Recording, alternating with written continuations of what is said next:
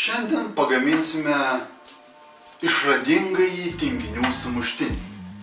Kuo jis išradingas ir kuo jis tinginių? Visų pirma, tam, kad jį pagaminti, mums reikės labai mažai ingredientų. Iš principo, jam užtektų tik tais 2 ingredientų duonelės ir kiaušinio. Viskas. Taigi, mes šiandien naudosime tokius ingredientus.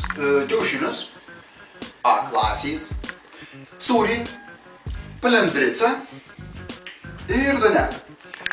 Jeigu pastebėsite, čia yra paprasta sumuštinė duona, bet aš ją perpjoviau per pusę.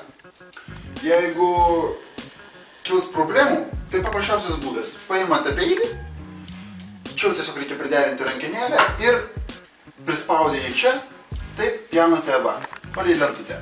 Kuo puikiausiai perpjausite būtent per pusę, taip kaip reikia, ir suplonisite duonelę per pusę. Suplonisite per pusę, jinai bus daug plonesnė. Prieš turėsite daugiau sūrio, daugiau mėsos ir mažiau duonos. Visai ne taip mama molė. Taigi, kiaušinis ir viskas. Skeliame jį ir daužome. Crush and burn.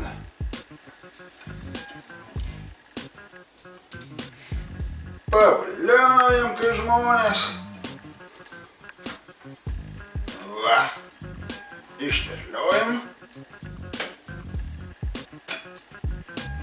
Apvaliojam.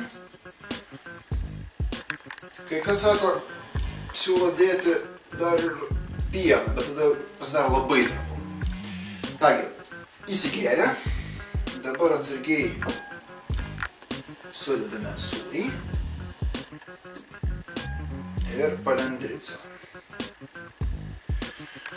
Ir dabar tingioji dalis mes naudosime ne sumuštinį kepyklę, o mes naudosime, kaip mano močiutė pasakytų, čirvinių blynų kepyklę. Taigi, čirvinių blynų kepyklė ir mūsų sumuštekas.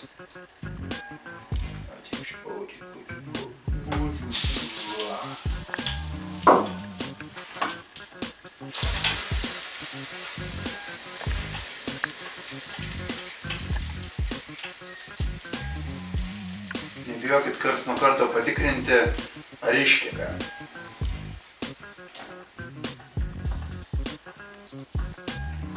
Dar ne? Na kągi, dar vienas patikrinimas. Štai ką mes turime. Taigi, tinginių originalusis sumuštinis.